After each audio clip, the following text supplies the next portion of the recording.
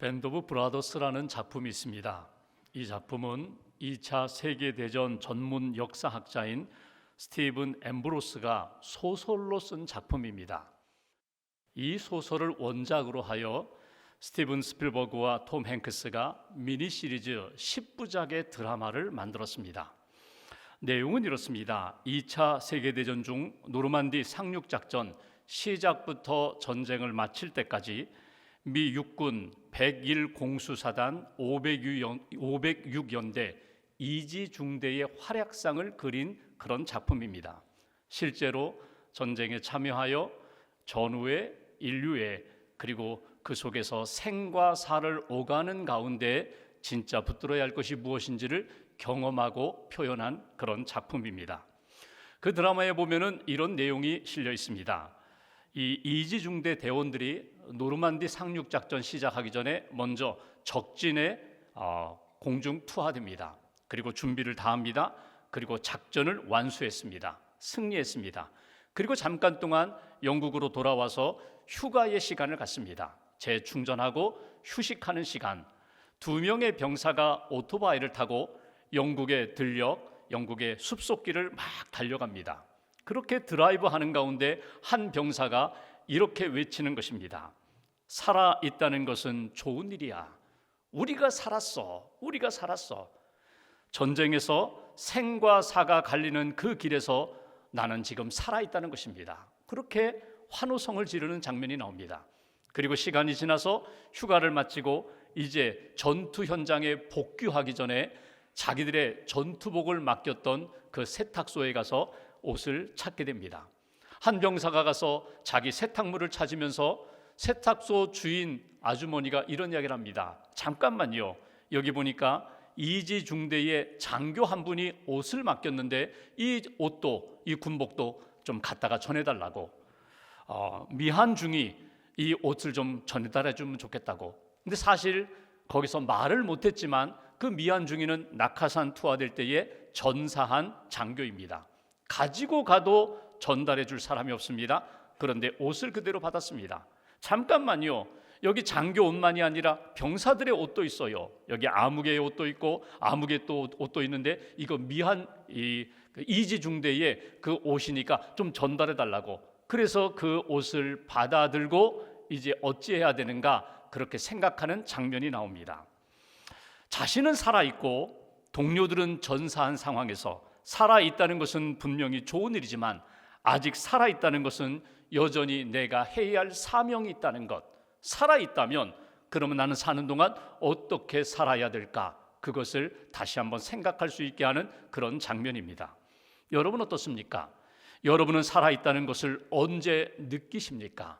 내가 육신적으로 살아있다. 내가 영적으로 살아있다. 여러분 그것을 언제 느끼십니까? 여러분은 살아있음을 위하여 무엇을 하고 계십니까? 육신이 건강하게 살기 위하여 여러분이 하고 있는 일이 있습니다. 영적으로 살아있기 위하여 생명력 넘치는 삶을 살기 위하여 여러분들이 하고 있는 것은 무엇입니까? 오늘 성경 말씀에는 이스라엘 백성들을 향하여 하나님이 이렇게 말씀하십니다. 너희가 살 것이다. 너희가 살아야 된다. 생명의 삶을 살아야 된다. 지금도 생명의 삶을 살아야 되고 가나안 땅에 들어가서도 하나님이 기뻐하시는 생명의 삶을 살아야 돼. 이것이 오늘 본문에서 주시는 메시지입니다. 말씀을 통해서 내가 하나님 앞에서 생명의 삶을 살기 위하여 붙들어야 할 것이 무엇인가? 하나님이 오늘 내게 주시는 말씀 가운데 꼭 붙잡고 결심하고 순종해야 할 내용이 무엇인지를 딱 하나 붙잡으시고 이번 한 주간 동안 또 남은 생에 하나님이 기뻐하시는 생명의 삶을 사는 저와 여러분들 되시기를 주님의 이름으로 기원합니다. 본문 1절 말씀을 보겠습니다. 1절 제가 봉독합니다. 이스라엘아, 이제 내가 너희에게 가르치는 규례와 법도를 듣고 준행하라. 그리하면 너희가 살 것이요 너희 조상의 하나님 여호와께서 너희에게 주시는 땅에 들어가서 그것을 얻게 되리라. 2절 함께 봉독합니다.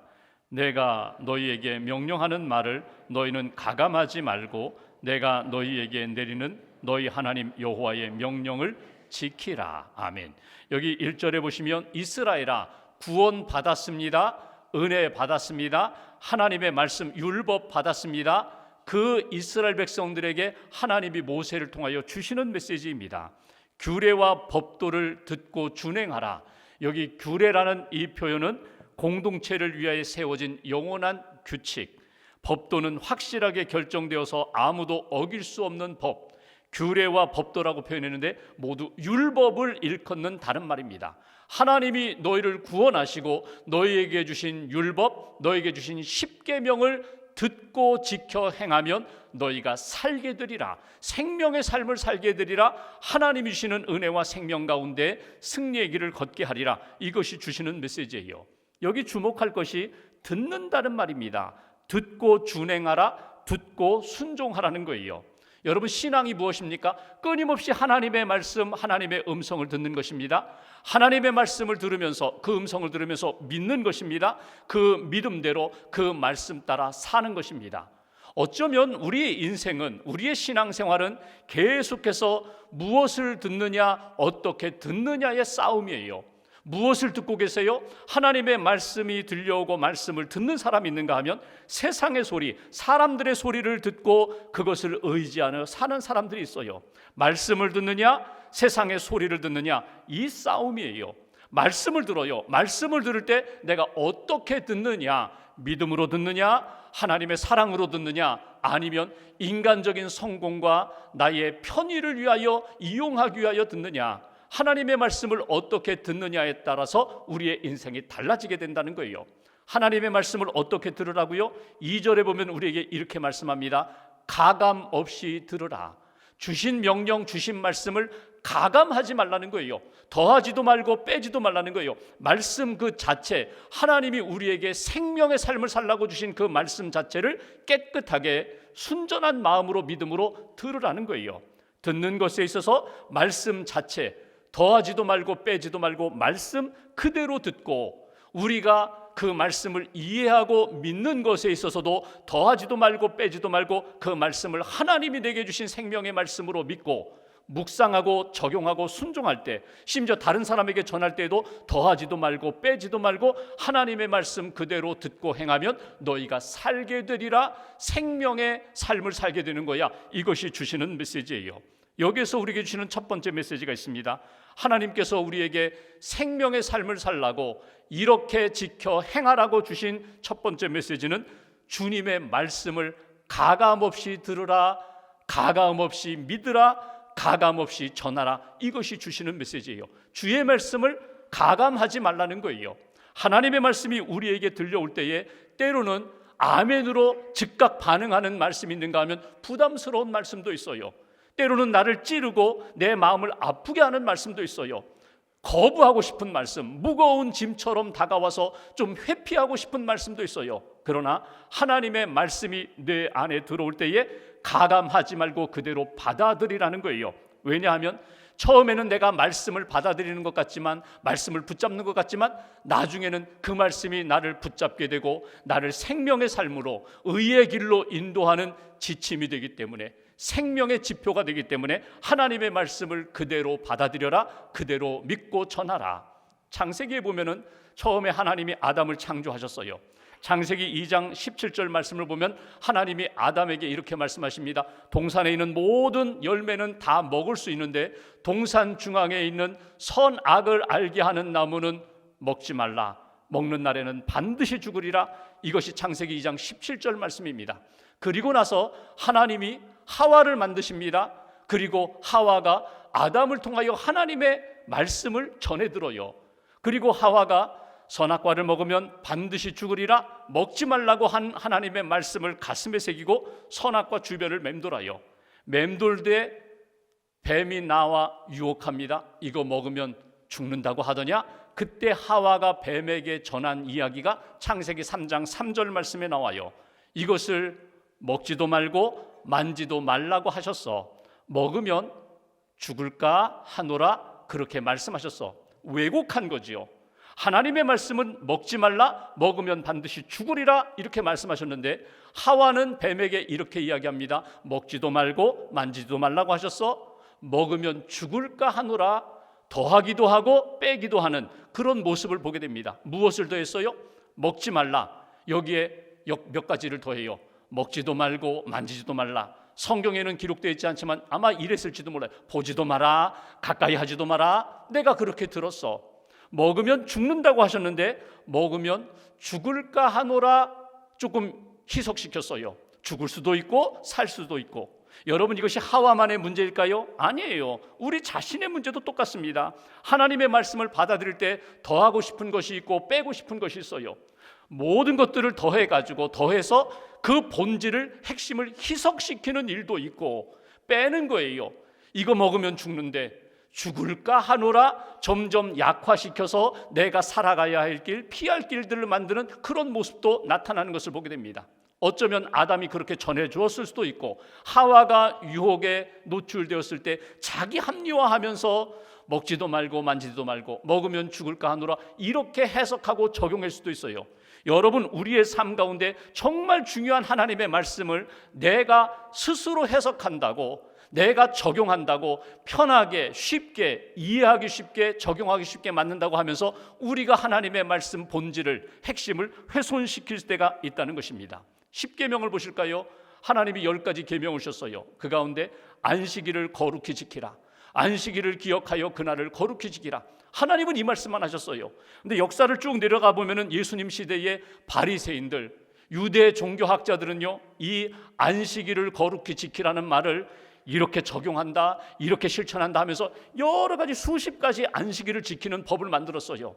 안식일에는 몇 걸음 걸어가면 안 돼, 안식일에는 사람을 살리는 일도 안 돼, 안식일에는 병들어도 이렇게 의원 찾아가면 안 돼. 수십 가지 조항을 만든 다음에 이것이 안식일을 거룩히 지키는 방법이라고 하면서 본질은 약하게 만들고 다른 부칙들에 대하여 적용하고 다른 사람들에게 적용하고 정죄하면서 그 본질을 훼손시키는 일.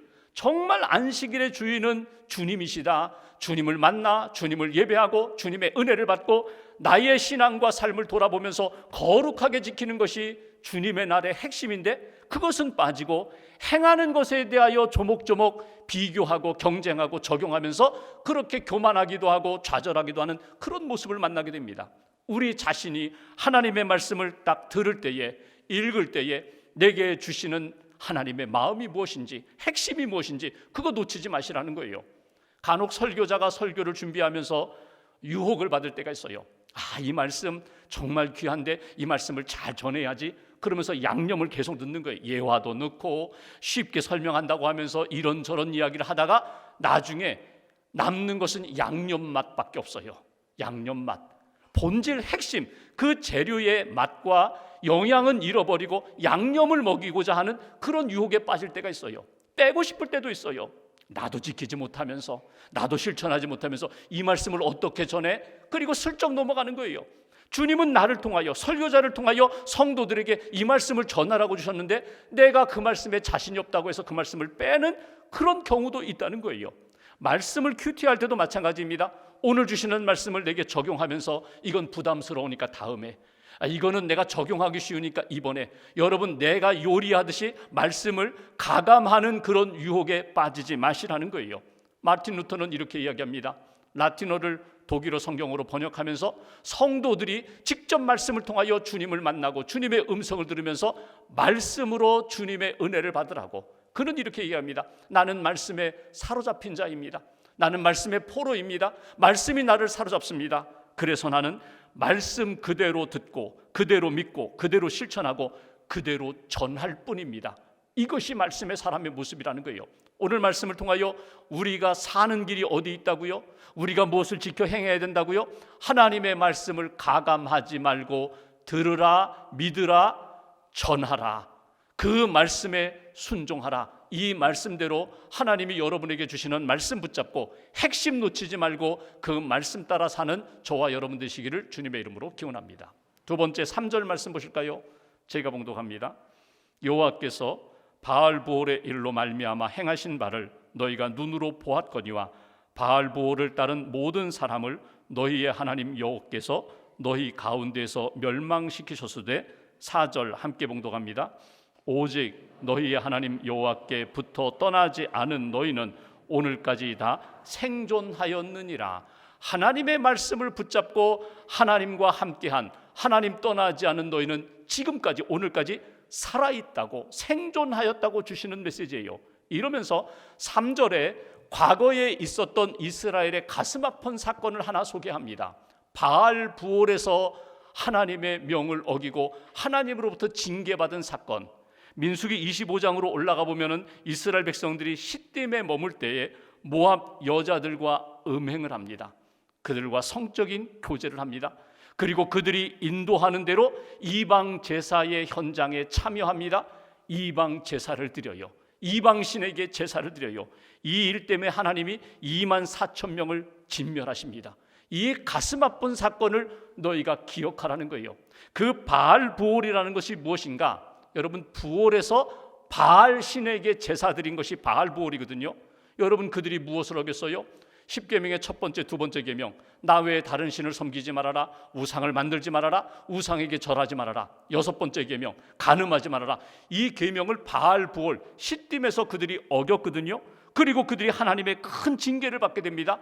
이 과거의 가슴 아픈 사건, 실패의 사건을 거울 삼아서 너희들의 삶을 늘 점검하라는 거예요. 그럼 여기서 한번 생각해 보죠. 왜 그들이 바알 부올에서 바알 신을 섬겼을까?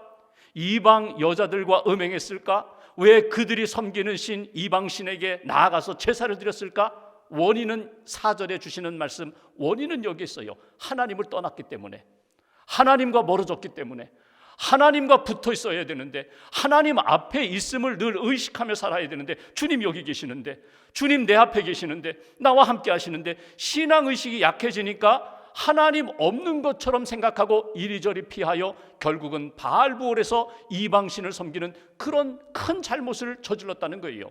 여기에서 주시는 메시지, 하나님을 떠나지 말라는 거예요. 하나님과 붙어 있으라는 거예요. 붙어 있다는 이 표현이요, 마치 접착체처럼 딱 붙어 있는 거예요. 더 이상 들어갈 공간이 없어요. 더 이상 틈이 없어요. 이렇게 하나님과 나 사이에 틈을 두지 말라는 거예요. 하나님과 나 사이에 어떤 세상의 유혹이나 사상이나 어떤 물질적인 것도 들어오지 못하도록 하나님께 붙어 있어라. 여러분, 우리가 하나님 앞에서 생명의 삶을 살려면 무엇을 지켜야 되는가? 무엇을 붙들어야 되는가? 두 번째 주시는 메시지, 하나님께 붙어 떠나지 말아야 된다. 이것이 주시는 메시지예요. 하나님을 떠나 실패했던 사건들을 기억하면서 하나님 떠나면 안 돼. 하나님 꼭 붙어 있어야 돼. 하나님과 동행해야 돼. 여러분, 스스로 한번 돌아오십시오. 우리가 실패했을 때가 있어요. 우리가 영적으로 넘어졌을 때가 있어요. 죄를 지을 때가 있어요. 그때 무엇 때문에 우리가 실패하고 무엇 때문에 죄와 허물에 빠졌는가? 하나님을 떠났기 때문에 그래요. 하나님과 멀어지면 자연스럽게 세상의 것들이 들어오고 유혹이 들어오고 정욕이 일어나는 거예요. 주님이 내 안에 계시고 내가 주님 안에 분명히 있다면, 주님이 나와 함께 하심을 분명히 믿는다면 유혹이, 세상에 그 어떤 것도 들어올 수 없다는 거예요. 예수님이 요한복음 15장에 이렇게 말씀하십니다. 나는 포도나무요 너희는 가지다. 너희가 내 안에, 내가 너희 안에 있으면 무엇이든지 원하는 대로 구하라. 너희가 나를 떠나서는, 성경 표현대로 아무 열매도 맺을 수 없다고. 4절 5절에 보면은 너희가 나를 떠나서는 아무것도 열매 맺을 수 없다고, 마른 가지가 되어서 버려 생명력을 잃어버리게 된다고. 이것이 주시는 메시지예요. 여러분, 주님과 함께 주님이 주시는 말씀의 열매를 맺어요. 주님과 함께 하면서 주님이 주시는 은혜로 살아가는 인생, 이것이 하나님의 사람, 하나님의 백성의 모습이라는 거예요. 오늘 본문 4장 6절에 보면은 주님 함께, 주님을 떠나지 않고 붙어 있는 인생에게 주시는 열매가 있다고. 6절을 보시면 지혜와 지식이 공급된다고.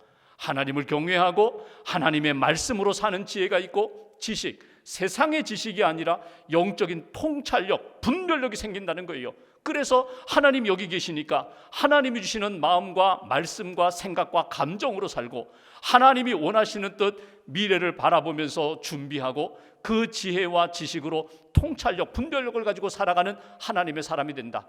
그러니까 세상 사람들이 볼 때 저 사람들은 뭔가 달라, 저 사람들은 얻어 열매 맺는 것이 달라, 살아가는 방향이 달라, 이렇게 다른 인생, 믿음의 인생이 된다고 주시는 말씀을 보게 됩니다. 시편 73편 27, 28절 말씀 보시면 주를 멀리하는 자 망한다고, 주를 떠나는 자 하나님이 멸하신다고, 그리고 하나님께 가까이함이 복이라고 말씀을 하세요. 하나님과 함께 하는 것, 하나님과 이렇게 연결되어 있는 것, 붙어 있는 것, 떠나지 않는 것이 복된 삶이라고 시편은 우리에게 가르쳐주고 있습니다. 성경에 보면은 하나님과 함께하면서 은혜와 복을 누리는 사람이 있는가 하면 주님과 함께하다가 떠남으로 인하여 여러 가지 실패와 시련을 겪는 많은 사람들의 모습을 성경에서 읽어볼 수 있어요. 삼손을 한번 볼까요? 삼손은 사사입니다. 나시린으로 거룩하게 태어나 자랐습니다. 하나님이 그에게 힘을 주셨어요. 그가 장수예요. 블레셋과 싸워서 주먹으로다가 몇만 명을 무너뜨렸던 그런 장수예요. 그런데 블레셋이 데릴라라는 여인을 이렇게 들여보내면서 그 힘의 근원을 알아내고자 합니다. 결국 삼손이 유혹에 넘어져서 힘의 근원은 내 머리카락에 있어. 머리가 잘리면 나는 힘을 잃어버려. 머리를 잘랐더니 정말 맥없이 무기력해져요. 두 눈이 뽑히고 그렇게 짐승처럼 비참하게 살다가 마지막에는 하나님 앞에 회개하고 힘쓰면서 하나님 살아계심을 증거하고 일생을 마친 사람이 삼손이에요. 이제 여기서 생각해 보죠. 머리가 잘렸다, 머리카락이 잘렸다. 여러분, 이것은 무엇을 의미할까요? 하나님과의 관계가 떨어진 거예요. 믿음의 관계가 떨어진 거예요. 말씀을 의지하며 살던 관계가 떨어지고 약해지니까 무기력해지는 거예요. 하나님이 내 안에, 내가 주님 안에 있습니다. 주님의 말씀이 살아있고 주님의 은혜와 능력이 주님으로부터 공급됩니다. 이 믿음의 관계가 분명하다면, 하나님과 붙어 떨어지지 않으면 주님이 주시는 은혜와 능력으로 그 힘으로 살아가는 거예요. 믿음의 힘으로, 말씀의 힘으로 살아가는데 하나님과 떨어지는 순간부터 무기력해질 수밖에 없는, 세상의 바람 따라 물결 따라 흘러갈 수밖에 없는 그런 인생이 되어버린다. 다시 한번 다짐하는 겁니다. 나는 언제나 주님 안에 있겠습니다. 주님 떠나지 않겠습니다. 주님께 붙어 있겠습니다. 신앙생활하고 사역을 하다가 때론 지칠 수가 있어요. 탈진할 때가 있어요. 그때 우리는 떠나고 싶다, 다 내려놓고 싶다. 여러분, 때로는 사역의 그 섬김의 자리를 내려놓더라도 주님 떠나시면 안 돼요. 믿음의 자리 떠나시면 안 돼요. 기도의 자리 떠나시면 안 돼요. 주님 떠나면 나는 아무것도 아니라는 사실을 여러분 놓치지 마셔야 돼요. 하나님, 주님이 내 안에, 내가 주님 안에 있습니다. 언제 어디서나 확인하고 주님과 함께 하면서 주님이 주시는 은혜와 능력으로 믿음의 길, 생명의 삶을 살아가는 저와 여러분 되시기를 주님의 이름으로 기원합니다. 한 가지 더 보죠. 7절 말씀 보실까요? 제가 봉독합니다. 우리 하나님 여호와께서 우리가 그에게 기도할 때마다, 우리가 그에게 하나님께 기도할 때마다 우리에게 가까이 하심과 같이 그 신이 가까이 함을 얻은 큰 나라가 어디 있느냐. 8절 함께 봉독합니다. 오늘 내가 너희에게 선포하는 이 율법과 같이 그 규례와 법도가 공의로운 큰 나라가 어디 있느냐. 여기 7절 8절에 보시면 큰 나라, 큰 나라가 나와요. 큰 나라, 어떤 나라입니까? 하나님이 세우시는 나라, 주님의 나라. 우리 가정이, 우리 공동체가, 우리 나라, 우리 민족이 하나님의 큰 나라가 될 수가 있다는 거예요. 주님이 통치하시는 나라, 주님이 다스리시는 주님의 나라가 될 수 있다는 거예요. 비결은 어디에 있다고요? 하나님께 부르짖어 기도할 때에 하나님이 가까이 해주시고, 하나님 앞에 부르짖어 기도할 때 문제를 해결해 주시고, 공의로운 나라, 하나님이 기뻐하시는 거룩한 나라로 세워주신다. 이것이 주시는 메시지예요. 오늘 모세가 이스라엘 백성들에게 주시는 메시지는 이것입니다. 기도하라는 거예요. 하나님의 말씀을 받았고 하나님과 늘 동행하면, 하나님께 붙어 있으면서 하나님 앞에 끊임없이 쏟아놓으라는 거예요. 여러분, 귀를 열어서 주님의 음성을 계속 듣는 겁니다. 하나님의 말씀을 듣는 거예요. 가감없이 듣는 거예요. 고백할 때에 믿음으로 하나님 앞에 고백하는 그 기도는 내 안에 정직한 영으로, 하나님 앞에 진솔한 마음으로 내 마음을 주님 앞에 털어놓는 거예요. 이렇게 기도할 때 너를 주의 사람으로 세울 것이다. 너의 가정을 주의 가정으로 세울 것이다. 내 공동체, 내 나라를 주의 나라로 세워주실 것이다. 이것이 주시는 약속의 말씀입니다. 세 번째, 하나님 앞에서 우리가 무엇을 붙잡고 지켜 행해야 되는가? 기도로 주의 나라를 세우겠습니다. 기도로 주님의 가정을 세우겠습니다. 기도로 주님의 인생을 세우겠습니다. 주님의 나라를 세우겠습니다. 이것이 하나님 앞에서 우리가 놓치지 말아야 할 신앙생활의 지침입니다. 이스라엘 백성들이 지금 가나안 땅에서 지금 가나안 땅을 바라보고 지금 요단강 동편에 있거든요. 여러분, 애굽에서 나올 때 첫 출발이 무엇입니까? 출애굽기 2장에 보면은요, 기도로 시작해요. 하나님 앞에 부르짖어 기도합니다. 우리를 살려주십시오. 우리 힘으로는 도저히 애굽에서 나올 수가 없습니다. 우리를 살려주십시오. 불쌍히 여겨주십시오. 그때 하나님이 모세를 보내셔서 이스라엘 백성들을 구원하셨어요. 광야 여정 가운데 하나님 앞에 원망과 불평도 있었지만 어려울 때마다 기도합니다. 기도할 때 하나님이 은혜로 그들을 인도해 주셨어요.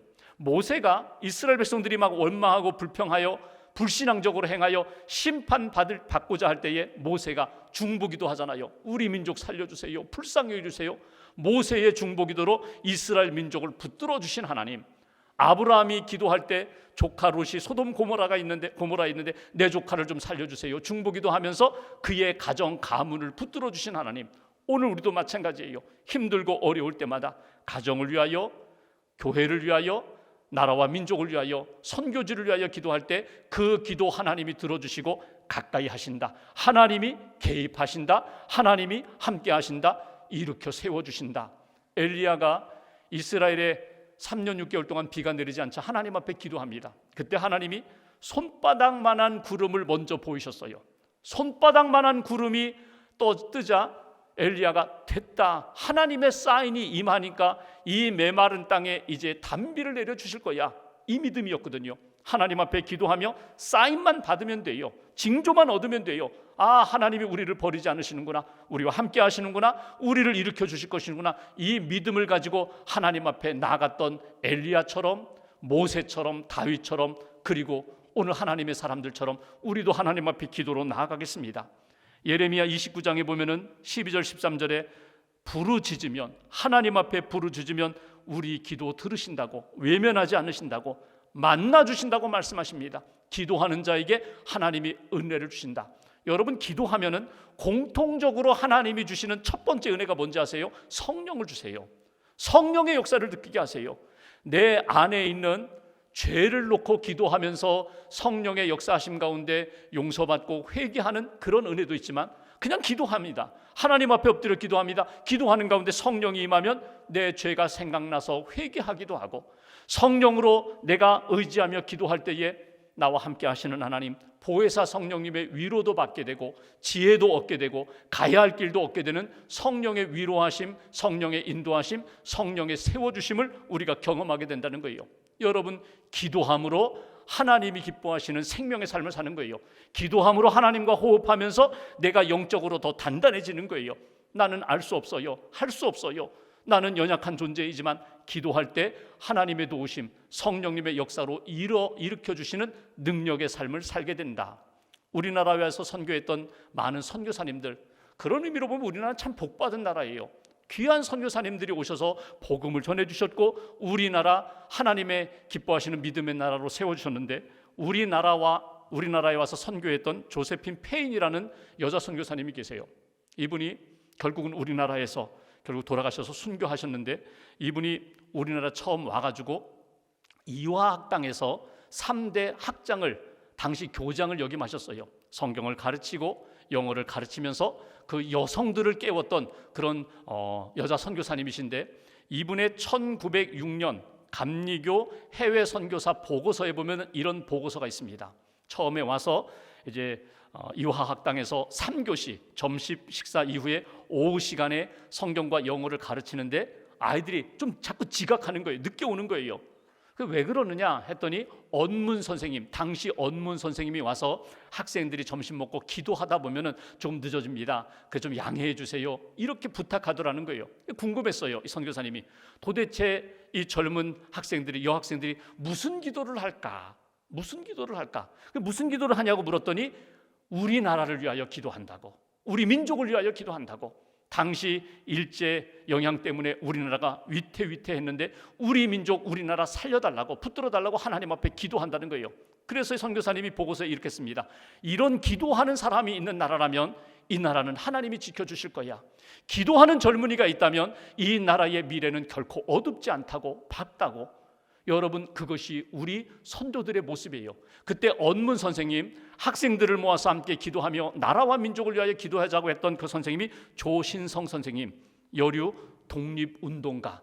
여러분, 그런 아주 훌륭한 선배를 우리가 갖고 있습니다. 그 믿음의 조상들의 그 신앙의 영성을 우리가 놓치지 말아야 돼요. 가정이 어려울 때에, 일터가 어려울 때, 교회가 어려울 때에, 나라와 민족이 어려울 때 우리 그리스도인들이 해야 할 일은요, 기도입니다. 하나님 앞에 기도하는 겁니다.